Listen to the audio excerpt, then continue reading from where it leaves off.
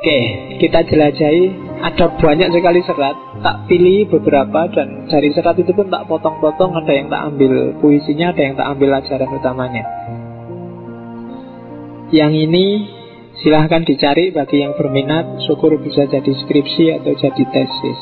Serat Pamoring Kawula Gusti. Pamoring Kawula Gusti itu kualitas hubungan antara Tuhan dengan hamba. Untuk mencapai kualitas yang bagus, tadi saya bilang laku. Urutannya laku ada 7 itu. Kalau diserat Pamoring Kawula Gusti. Yang pertama, topo itu bisa kalian artikan puasa, poso, topo. Yang pertama topo jasmani, yang kedua topo budi, yang ketiga topo hawa nafsu, hawa nafsu bahasa Jawa nih. Yang keempat topo rasa sejati, yang kelima topo sukmo, yang keenam topo cahyo, dan yang ketujuh topo urip. Lakukan 7 topo ini untuk menemukan hakikat. Begitu kamu ketemu hakikat, pasti akan mengalami makrifat. Topo jasmani jelas, mengurangi makan, mengurangi minum. Nggak usah takut kurus, nggak apa-apa. Ya, ngurangi bukan tinggal loh ya, dikurangi. Karena selama ini kita sibuk makan, minum, dan tidur. Jasmaninya nggak pernah istirahat, nggak pernah puasa. 1 bulan disuruh puasa itu pun terpaksa kan. Kalau bisa sebaiknya enggak kan gitu. Tapi topolah jasmanimu. Wong ngaji aja masih sempat mikir minum kan kalian. Ya, tapi enggak apa-apa, monggo diminum kalau yang mau minum. Jadi topo jasmani. Yang kedua topo budi. Kalau topo budi itu ya, kalau tadi jasmaninya yang dikendalikan, sekarang akhlaknya. Berakhlak yang baik, yang terpuji, menghindari akhlak yang tercela. Itu topo budi. Puasalah akhlakmu. Tidak usah tanya yang tercela apa saja, yang terpuji apa aja, kamu sudah ngerti kok. Untuk urusan ini sebenarnya orang tidak perlu belajar. Asal pikirannya waras, akalnya jernih dan sehat, pasti ngerti. Iya, kamu tidak usah, Pak, saya belum belajar, Pak, ini filsafat etika dulu baru bisa, Pak. Nggak, wis ngerti. Asal pikiranmu jernih, mesti ngerti kalau bohong itu jelek, kalau curang itu jelek, makan haknya orang lain itu jelek. Nggak harus kalian baca buku tebel-tebel, nggak harus tanya kemana-mana. Tanya aja ke pikiranmu yang jernih, hatimu yang jernih, pasti ketemu. Dan jalankanlah, yang penting cuma itu sebenarnya. Wong kamu sejak MI juga sudah diajari oleh gurumu kan, mana baik mana buruk, tinggal dijalankan. Godaan banyak, ingin jujur aja godaannya. Wah, kalau jujur nilainya nggak bisa A besok, Pak. Itu kan godaan sebenarnya. Dan kamu kalah dengan nilai A, kamu kalah dengan ijazah, kamu kalah dengan pacar. Pacarmu itu nggak usah kamu gombali, mungkin juga masih mau kok. Ngapain dadak dibohongi pakai gombal? Iya, jujur aja lah, nggak apa-apa. Kalau pacarmu tanya, Mas, aku paling cantik nggak? Kalau paling sih mungkin enggak. Jadi kan jujur namanya, yang lebih cantik banyak. Nah, cuma yang mau cuma aku kan gitu. Oke. Lah ya kan jujur kan, kamu sering membiasakan diri tidak jujur sih. Nanti jadi masalah loh. Nanti kalau kamu putus, lu katanya dulu aku paling cantik. Lu enggak, dulu kan aku bilangnya kalau paling cantik enggak. Lah ada yang lebih cantik ya aku ganti no, kan gitu. Itu karena jujur, jadi dia enggak terlalu sakit. Kalau kamu bohongi terus yang paling cantik, rame mesti. Oke. Karena Kesusahanmu itu biasanya kamu sendiri yang nanam, yang bikin susah. Terus yang ketiga, topo hawa nafsu. Ini pengaruh Sufisme Ghazalian sangat tampak, bahwa orang harus mengendalikan 4 jenis nafsu. Aluamah, ya kalau bahasa Arabnya lawamah, amarah, sufiyah, dan mutmainnah. 4-4-nya harus dikendalikan, jangan bablas. Dikendalikan itu bukan berarti dimatikan loh ya. Aluamah itu kalau di Ronggowarsito simbolnya perut, pusatnya ada di perut. Hubungannya sama makan, minum, tidur, dan yang sejenis itu. Kalian tetap harus makan, minum, tidur, tapi jangan bablas. Harus ngerti batas. Jadi aluamah ya, karena nggak ada ini kamu nggak bisa hidup dong. Tetap makan, tetap minum, tapi harus ngerti batasnya. Syukur-syukur sebelum batas sudah berhenti. Nabi bilang berhenti sebelum kenyang, bukan berhenti sebelum kekenyangan. Ya, kalau ada tanda-tanda, wah sebentar lagi kenyang ini, berhentilah. Nggak usah tanya alasannya apa, nanti hikmahnya banyak kalau Nabi yang ngomong. Yang kedua, amarah. Amarah itu kalau di Ronggowarsito simbolnya telinga. Marah, angkara murka. Orang harus punya nafsu ini, biar ada semangat, gairah, tapi jangan bablas. Kamu harus punya api dalam dirimu. Kalau tidak gitu kamu kehilangan semangat, kehilangan gairah, tidak kreatif, tidak agresif, tidak pingin maju. Harus pingin maju, tapi jangan diumbar amarah ini. Kalau diumbar nanti kayak api, kecil jadi teman, besar jadi musuh. Jadi kendalikan amarahmu. Yang ketiga, sufiyah. Sufiyah simbolnya mata. Ini hubungannya sama nafsu seks, gairah natural laki-laki perempuan yang normal. Kadang-kadang yang nggak normal kan ada aja. Ya, semoga di sini nggak ada, semoga normal aja. Apapun yang terjadi lebih enak normal. Ya, nggak usah neko-neko yang aneh-aneh.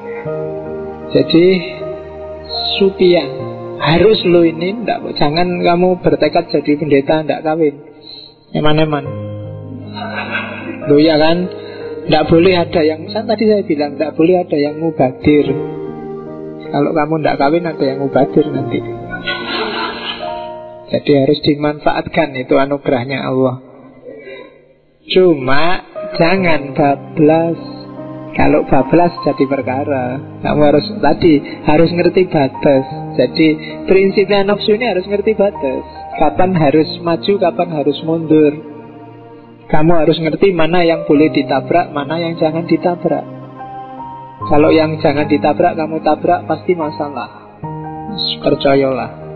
Entah besar, entah kecil, entah kapan, pasti akan ada masalah. Jadi nafsu sufiyah, simbolnya mata. Saya tidak tahu, mungkin ini karena Ronggowarsito cerdas luar biasa. Biasanya bablasnya nafsu sufiyah ini karena mata. Ketika matamu tidak terkontrol, apalagi yang tiap hari bukai laptop, downloadi gambar-gambar dan film-film, itu alamat sudah, ya, tidak terkendali. Ya paling tidak kamu boros sabun. Mulai, iya, tidak apa-apa lah. Oke, iya. Oke, yang kelima, ya tidak apa-apa. Yang sudah pengalaman diem aja, tidak apa-apa. Yang keempat, nafsu mutmainnah. Mutmainnah ini biasanya nafsu dianggap paling bagus, tapi juga jangan bablas. Orang yang bablas di mutmainnah, dia akan jadi orang yang kasarnya namanya konyol, berkorban untuk orang lain, dirinya sendiri sengsara, baik pada orang lain, dirinya sendiri susah. Itu bisa bablas ke sana.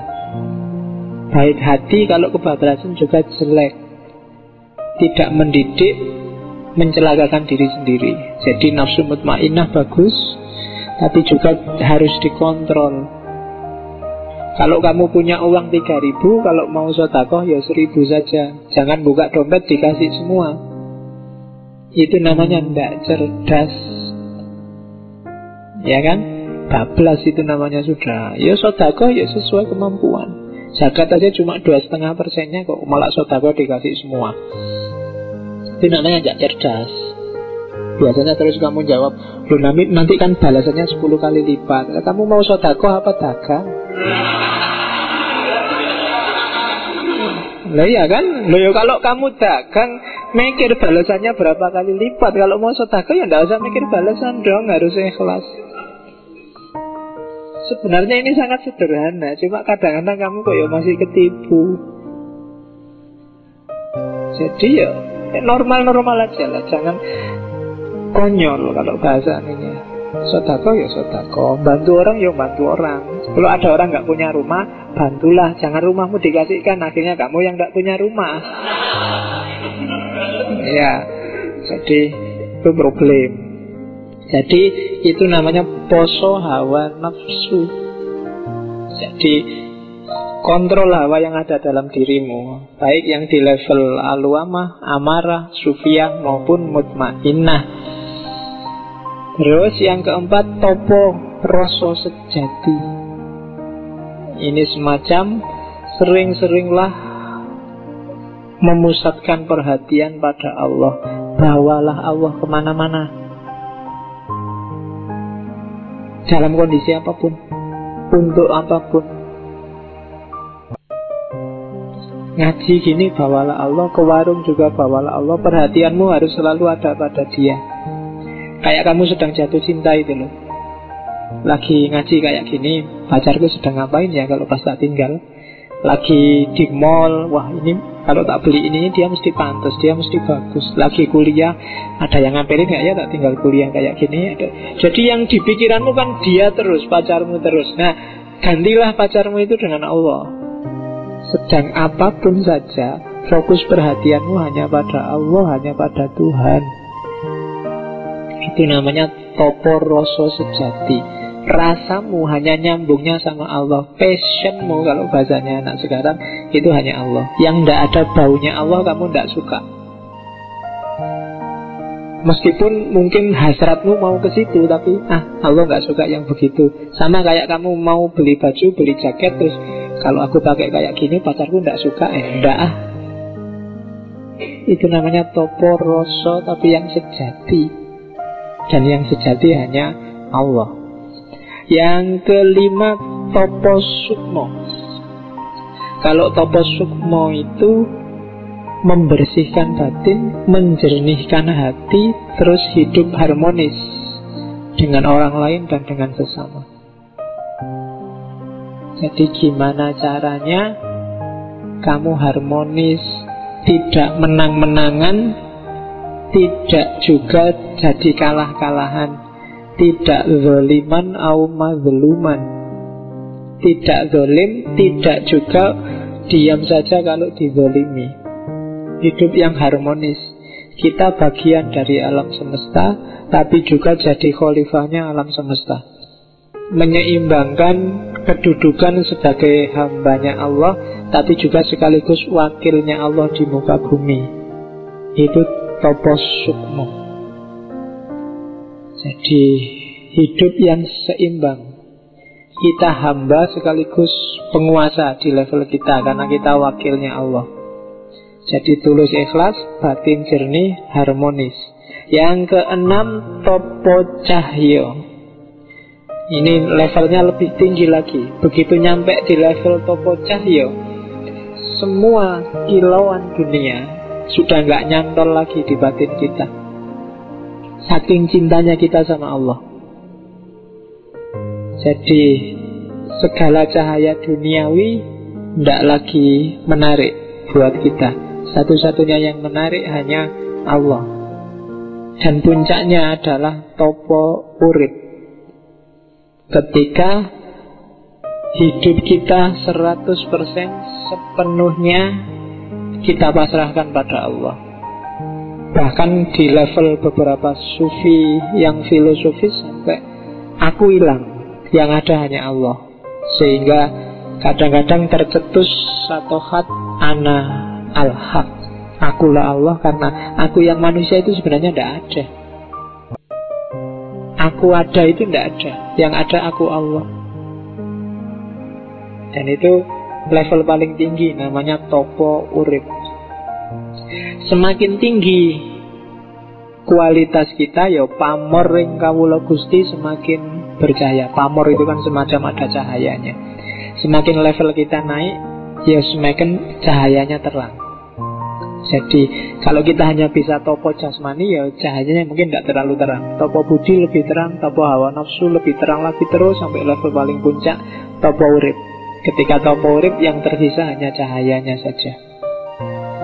Nah, itu serat pamoring kawula Gusti